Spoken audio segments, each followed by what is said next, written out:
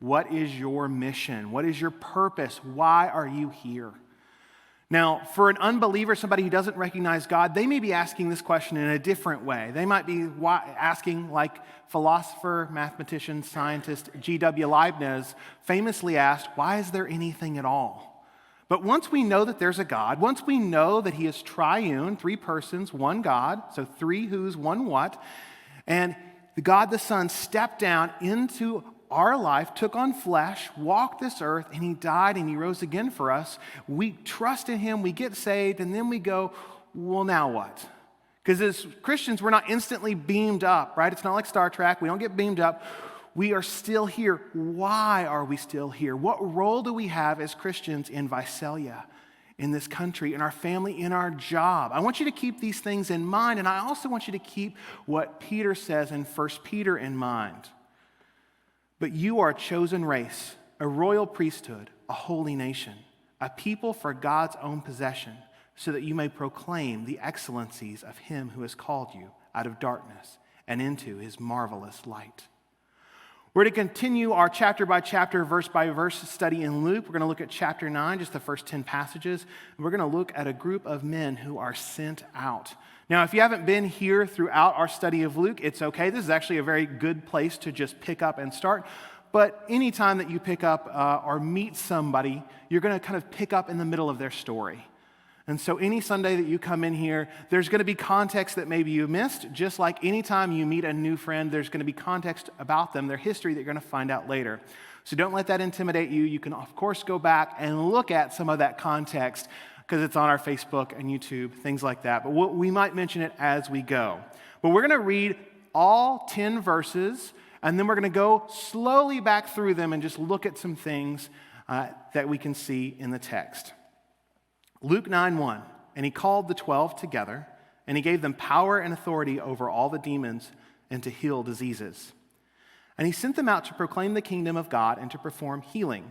And he said to them, take nothing for your journey, neither a staff, nor a bag, nor bread, nor money, and do not even have 2 tunics apiece. Whatever house you enter, stay there until you leave that city. And as for those who do not receive you, as you go out from that city, shake the dust off of your feet as a testimony against them.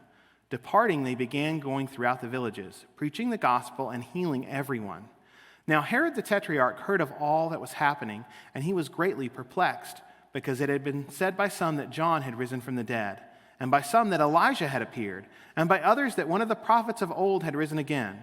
Herod said, I myself had John beheaded. But who is this man about whom I hear such things? And he kept trying to see him.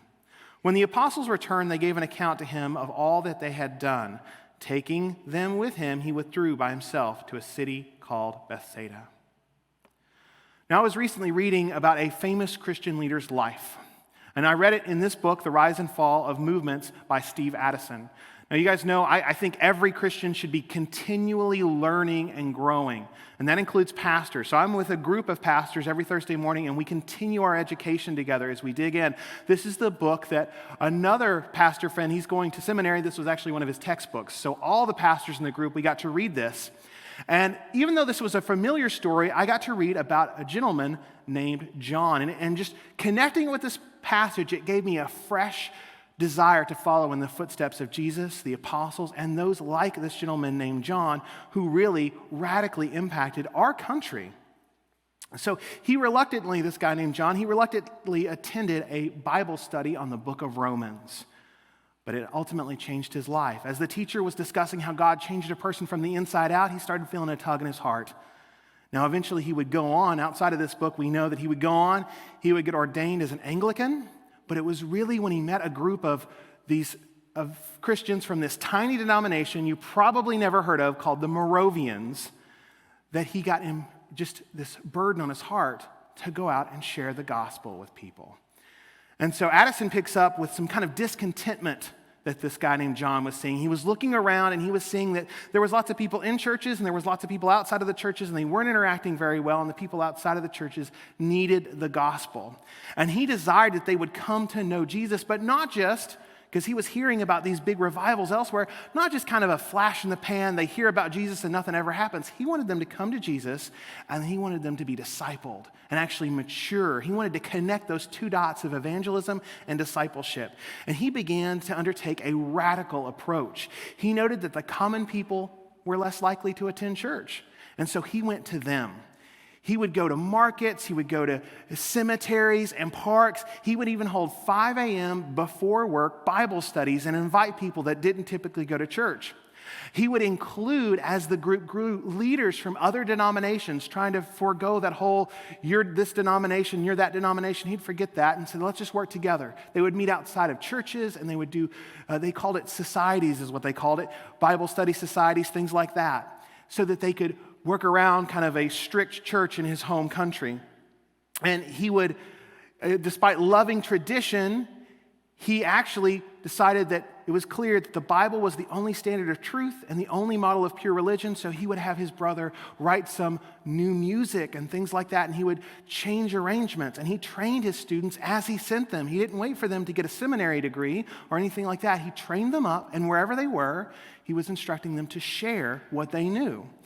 Now, his spirit-adaptive methods enable him to mobilize workers in an expanding movement and still keep it on track. And of course, I'm talking about this guy. This is John Wesley, the founder of Methodism. Now, we're not Methodists, right? But this is somebody who's had a great impact on our country and our culture. And of course, his brother was Charles.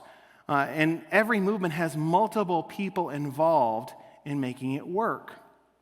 And when I describe him, he almost sounds kind of like a radical person who maybe is in the news now as a mega church pastor, but started at this kind of radical, new, trendy church or something down the street. He was really willing to do some things that a lot of people around him weren't. Maybe you would think, oh, he's got like a book deal or a big presence on YouTube, but this was 200 years ago. And he was just trying to reach the lost people and make sure that they didn't just get to be babies in Christ, but that they actually developed and matured. Now, I don't think all of his methods would work in post-quarantine 2022, but when I look at somebody like this, I kind of think of a D.L. Moody quote. D.L. Moody, also a famous evangelist and pastor, he was kind of pressed and questioned about some of his methods about reaching people outside of the church. And this is what he said. He said, "It is clear you don't like my way of doing evangelism. You raise some good points. Frankly, I sometimes do not like my way of doing evangelism, but I like my way of doing it better than your way of not doing it."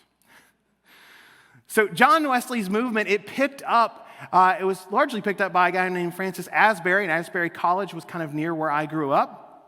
And despite a mass return to England that left only 600 members in the United States of this growing movement, by his death in 1816, there were 200,000 Methodists. And then by 1850, there was 1 million. And that was the second biggest organization in the U.S. The only other one was the government itself.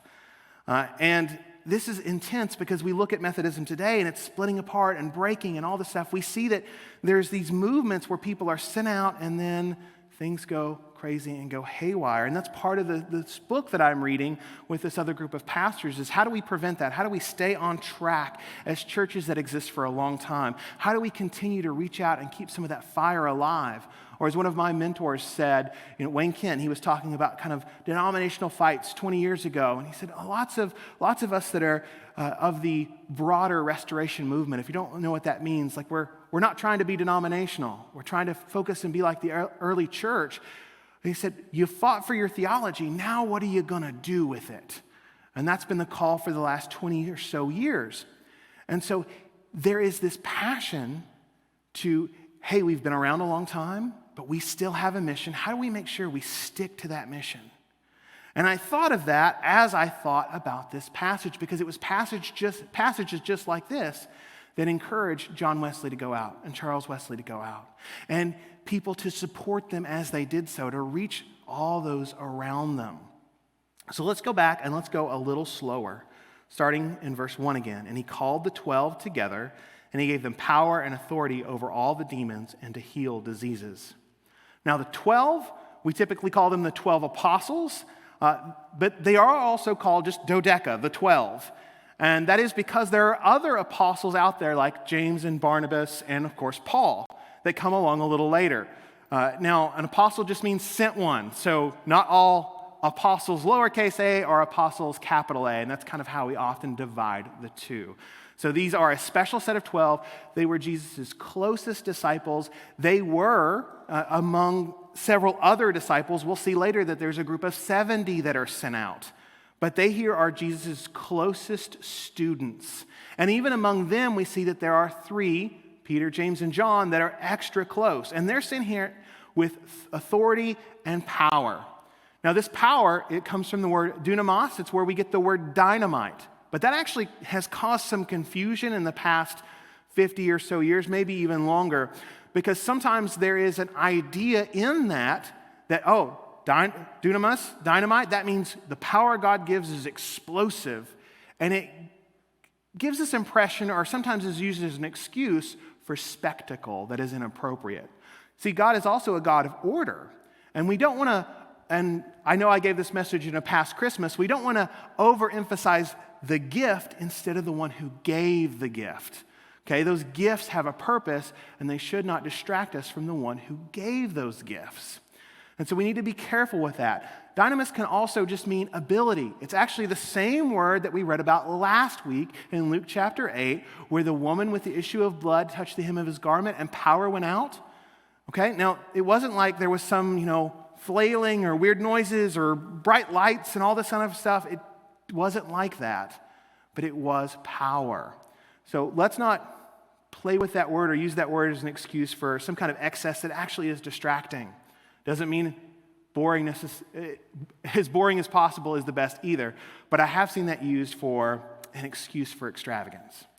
All right, but then they were also sent out with authority. Now, the authority is really important because just like a police officer with a badge, they can do things because of that badge, but really that badge represents authority that is given to them that is not their own. It's not just, you can get a badge because you know how to use a gun, you know how to cuff people, okay? No, it's more than that. They have been entrusted, they have been trained, and they have this authority. And in their culture, they would understand this was like being an ambassador. If there was a ruler somewhere far off, they might send an ambassador to that other ruler, and one ambassador would speak for the king who sent him. He could make decisions for the king who sent him. And they were to be treated importantly like in a way that would reflect the value or the importance of the king who sent that ambassador. And so that's what these individuals were. They were ambassadors. And we see God spoke through people in both the Old Testament and New Testament, be it prophets or here the apostles. And Jesus doesn't give us the ability to kind of pick and choose who we listen to if God is really working through them. He says this in Matthew 10. He who receives you receives me, and he who receives me receives him who sent me. Jesus was working in the midst of a contemporary culture that was already rejecting some things God was doing. So you'd have people go, I only like this part of the Old Testament, so I'll take this part, but I'm rejecting that. Or, I like the Old Testament, but John the Baptist, I'm going to toss him aside. Just like today, there were people trying to dissect and treat the Bible like a buffet or God's word like a buffet and only take the parts that they like. Inevitably, if you start doing that, you know who you end up worshiping? You. Because you're the one deciding which parts are true, not actually following God. But he was breaking them up and he was sending them out. We learn in Mark that they were actually paired up, and that automatically makes me think, who got paired with Judas? Right? Judas is among the 12, the guy who would betray Jesus for 30 pieces of silver. Now, we'll get there. We'll talk about that more later. But you know what? There's a harsh reality here that not everybody who is faithfully serving the Lord on the outside ends up continuing to serve the Lord. There are people that go on mission trips. There are people that are filling pulpits. There are people who live a godly life for a time, or at least it appears so. But like the parable of the soils a few weeks back, something chokes them out. Or maybe there wasn't depth to their soil and they're gone. And so that's why Jesus was warning individuals to continue to grow, right? Or to endure to the end. There are people that look the part on the outside, and that's an unfortunate reality. But here they are, they're going on a mission. And what was their mission? Verse 2 in Luke 9. And he sent them out to proclaim the kingdom of God and to perform healing. Now they were performing miracles, and they had seen Jesus perform miracles. Now they had the ability to do it as well. Why were they doing that? The miracles authenticated the message. And that message for them was the Messiah is here. The promised one is here. The kingdom is at hand. The promised king.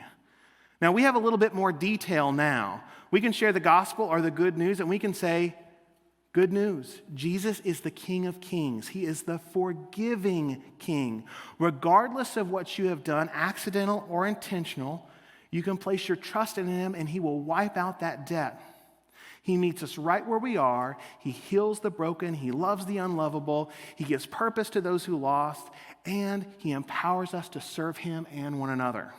Won't you follow him with me? You know, we can say that as a simple gospel presentation. They didn't have everything in place yet. They're still students, and Jesus had not been to the cross and resurrected yet. But these 12, they had some instructions as they went out. Verse 3. And he said to them, take nothing for your journey, neither a staff, nor a bag, nor bread, nor money, and do not even have 2 tunics apiece. Whatever house you enter, stay there until you leave the city. Now, Jesus is counting on the cultural expectation of hospitality. This is a very Jewish idea, a very ancient Near Eastern idea shared among many cultures, although actually it wasn't really shared amongst the Roman culture as much. And when the Christians began to spread using this idea, at about 150 AD, a guy named, and his name just went blank here, Lucian, he actually wrote a satirist story about a guy named Peregenes who was taking advantage of Christians by going house to house and town to town trying to get things. And so you might think, well, what on earth? Hospitality, you're supposed to just let traveling strangers come to your house? We might get taken advantage of? Yeah.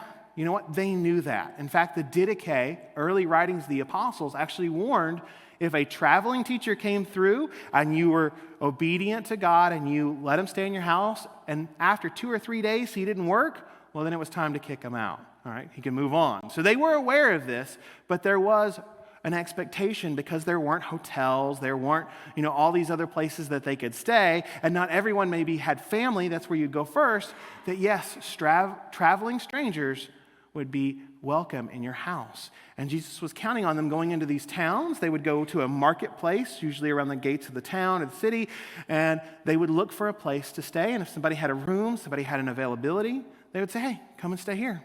And you would treat your guests like they were royalty. You would make sure that they had food, give them the best place. You would defend their life above your own. And they lived that way as a culture in knowledge that one day they might have to travel.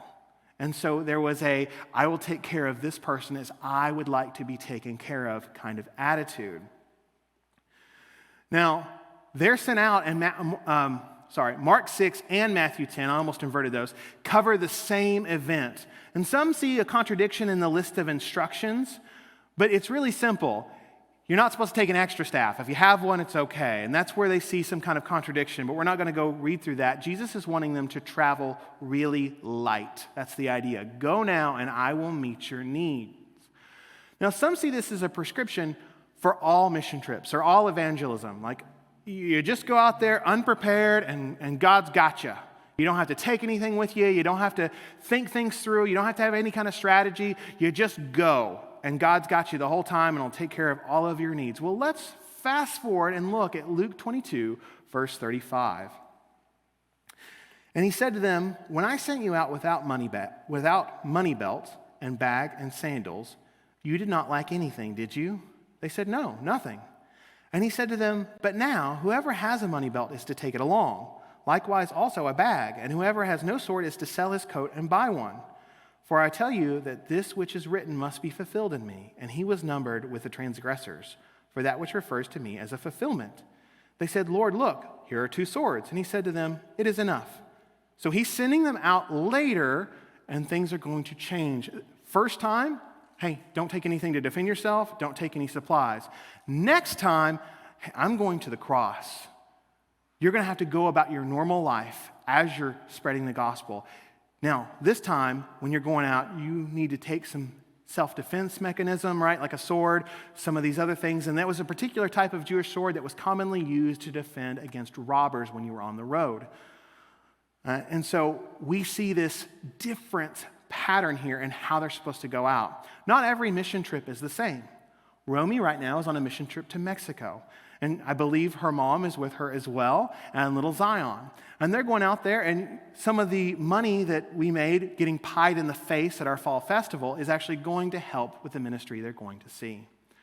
But that's very different than when I was a missionary on Ole Miss campus. That is a one-time trip. I was there 2 years, okay? Very different. And I've done events inside of a jail, right? I'm not going to take a weapon inside of a jail. Then I've been on the family farm, and I might be witnessing to a neighbor, but because I was on a family farm, I might have a weapon on me because I was on a farm. And so your context is going to be different, and we need to use wisdom there and be careful about not prescribing some set list for how a mission trip might work or even how evangelism on the go might work. Now, Skip Heidsieck is the pastor of Calvary Chapel, Albuquerque, and he recognizes this kind of a 6-step process of discipleship. And this is really what they're going through. In this particular trip in Luke 9, this is part of Jesus' training of them as disciples. And that 6th step is this, or these 6 steps are this. Number 1, I do it. Number 2, I do it and you watch. Number 3, I do it and you help. Number 4, you do it and I help. Number 5, you do it and I watch. And finally, you do it. Remember, Jesus is a Jewish rabbi. They have a cultural expectation for what that is. A disciple of a Jewish rabbi, you know what their goal was? To perfectly replicate their rabbi in all of their decisions. I grew up at a time when these bracelets were everywhere. What would Jesus do? Well, a disciple of a Jewish rabbi, that would be their goal. Any decision that would come up in life, what would Jesus do? It was a call to radically model the behavior of their rabbi or teacher. And this was their chance. Now, can you imagine a kid growing up dreaming of going to the NBA? He gets to play in, grade school. He gets to play in middle school. He gets to play in high school. He gets to play in college. He does really, really well. He tells everybody that his dream is to be in the NBA. And then he gets in to a major team. He gets drafted out of college. He's going in. He, of course, starts out, like a rookie, like everybody else. Somebody else is the starter. But then when it's game time, there's an injury, and the coach goes to him, all right, it's your time. I'm subbing you in. And then that guy says, no, actually, even though I've done all the training, I'm good. I don't want to actually go do this. Now, it sounds bizarre because that's what he says his whole life is about. But yet, we kind of do that as a church sometimes.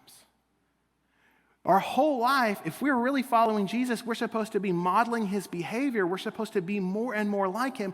And sometimes the Holy Spirit will arrange us to have an opportunity to share the gospel, go on a mission trip, serve somebody else, do these things that glorify God. And what do? Sometimes we freeze, and I say we because I include myself too. There are times that I kick myself a little bit later and go, oh, that was an opportunity. I could have asked that person, this question. I could have offered to pray for that person. I could have opened, a conversation there. And so we all do it. But Jesus is sending them out. And Jesus is sending us out too. But let's focus on them for just a few more minutes. And for those who do not receive you, as you go out from the city, this is back in verse 5, shake the dust off your feet as a testimony against them. Now, first off, Jesus would foreknow that some of these individuals reject him, okay? So he is king, he is in charge, he knows all this, and yet he's sending out someone in their midst who's going to reject him, and he's sending them to places where they're going to be rejected, and he knows what that means.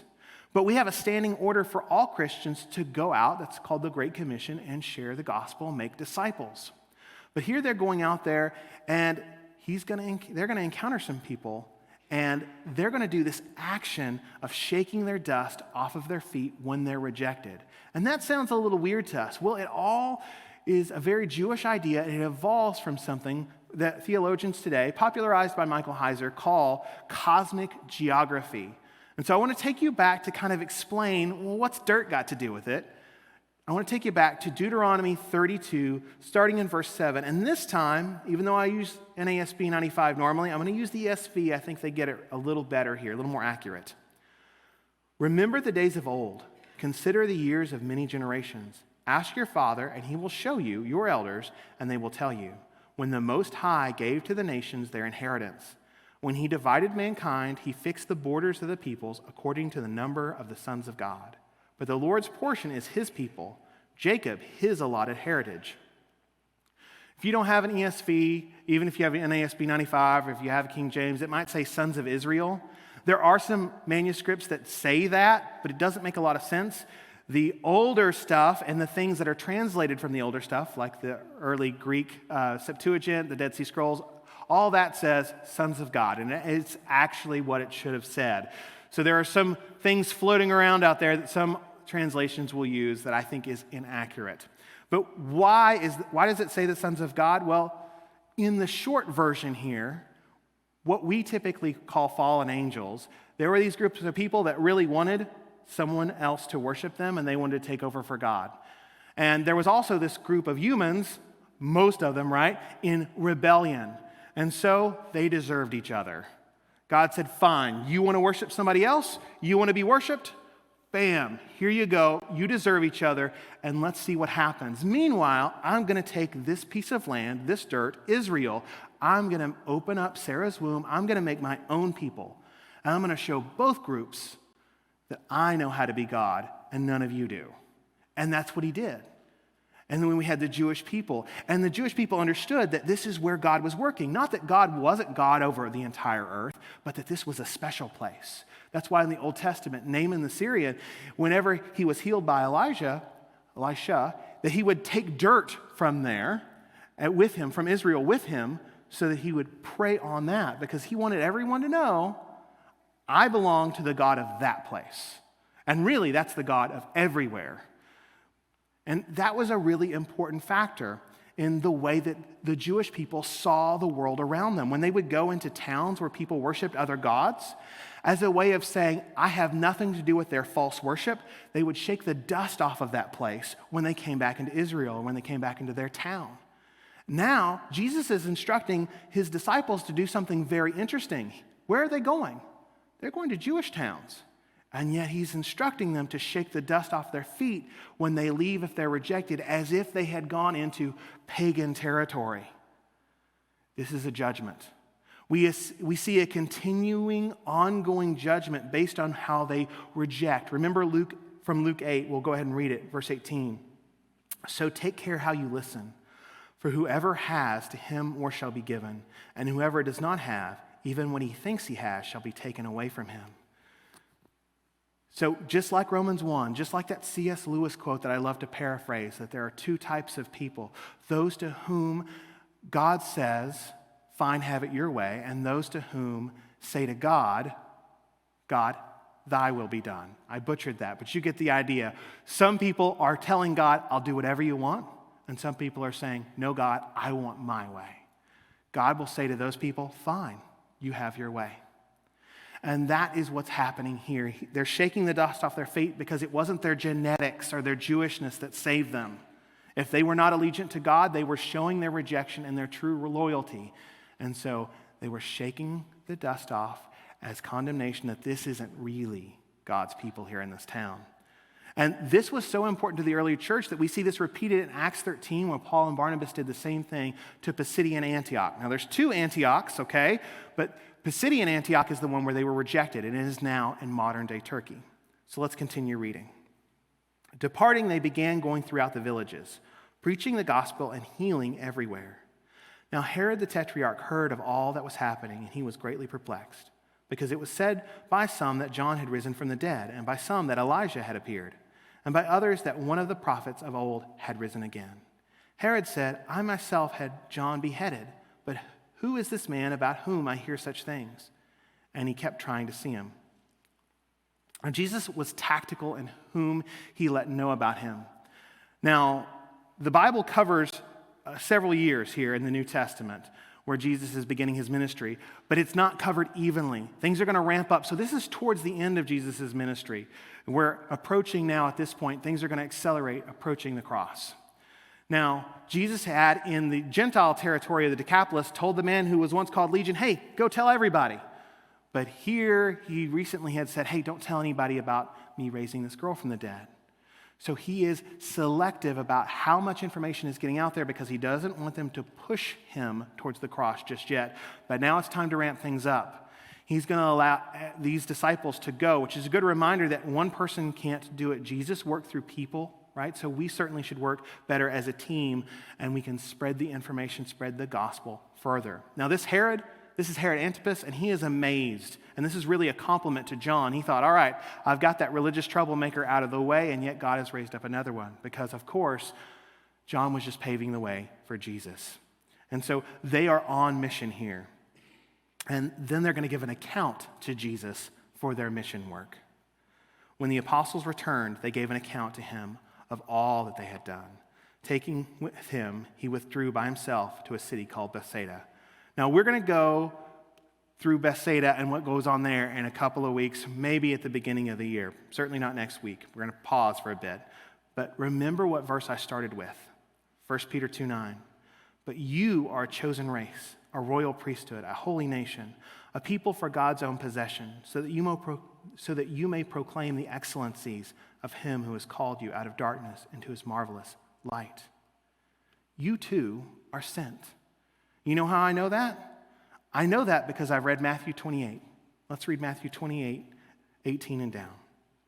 And Jesus came up and spoke to them, saying, this is to all his disciples here, all authority, there's that authority again, has been given to me in heaven and on earth. Go therefore and make disciples of all nations, speaking to everyone. This go, in the Greek, it is a weird tense, and it basically should be translated as you are going. Make disciples of all the nations, baptizing them in the name of the Father, and the Son, and the Holy Spirit, teaching them to observe all that I commanded you. And lo, I am with you always, even to the end of the age.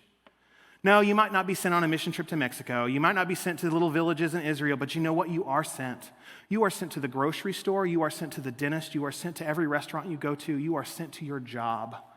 And you can be salt and light in those places. Well, where do you begin? How do you do that? How do you live sent to those places? Well, one easy way to start is if you have somebody that cuts your hair or a favorite restaurant, do you know those people that you interact with on a regular basis? Do you know if they're saved? Are you praying for them? I know some of these places, and sometimes it's frustrating. You try that, you live it out, and you're like, all right, I've built up a relationship with them. Now I'm going to invite them to church. Oh, they already go to church. Well, okay, great. Now I'm going to go to the next person. But I'm happy for them. I know several places in town where I go, and the people who work at the restaurant, they go to Visalia First or the Naz or Church in Tulare, those kinds of things. I also know some places where I go that they don't go to church. And so, I can pray on that. I can pray for that person. I can continue to reach out to this person organically, being a friend to everybody because we're not really in competition. But what I do want is to make sure that those people who don't know the gospel get a chance to hear it, and we don't just kind of clump up just Christians only in clumps so that we're not interacting with people who need saved. And so we can do that. We can listen to them. We can ask questions. Right? If you see somebody who is hurting, you can ask, can I pray for you? And you can pray with them. And then after you pray with them, you could say, hey, I have been through a lot in my life. Jesus has got me through it as my shepherd, and I'm convinced Christianity is true. Would you like to know more? So you don't have to go on a giant evangelistic trip to do that kind of thing. And it's something we all should be continuing to learn because, guys, our town is growing by a lot, but the Christians in our town is shrinking by a lot. The mission field is coming to us. And since we're all part of that royal priesthood, let's all be a part of sharing the gospel right in our town.